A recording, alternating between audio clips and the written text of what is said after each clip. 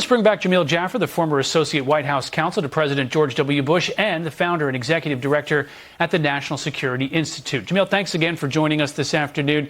You know, if there are these talks next week, do you expect that there'll be any breakthroughs here given the U.S. airstrikes on Iran's nuclear facilities, or are the U.S. and Iran just going to go in circles again?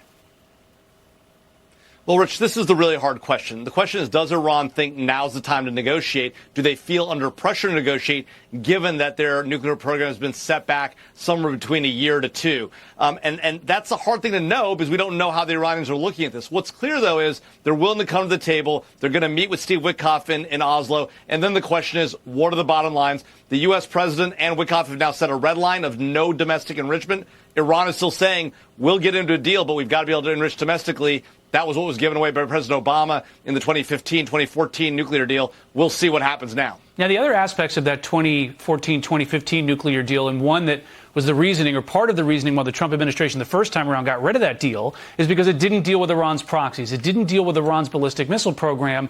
Both have been severely degraded by Israel over the last year and a half. How much does that change the calculus in these negotiations?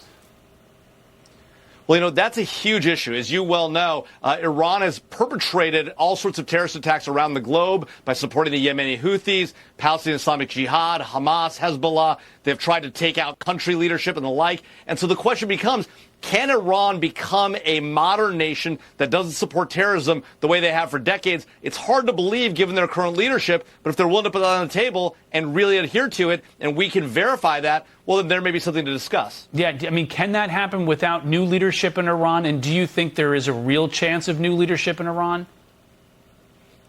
You know, Rich, it's hard to imagine a world in which this regime, right, coming from Ayatollah Khomeini to now Ayatollah Khamenei, right, imagine them actually coming around to a world in which they actually don't support terrorism. It's hard to see a world in which they don't oppress women in their own country, religious minorities and the like. That's a hard world to believe they can come to, but maybe it's possible.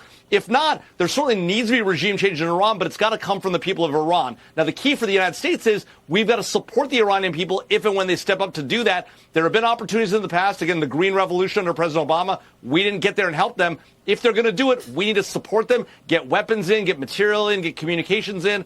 But we'll have to see what happens because they're not rising up just yet, and we don't want to foment it. We've had a checkered history with regime change ourselves.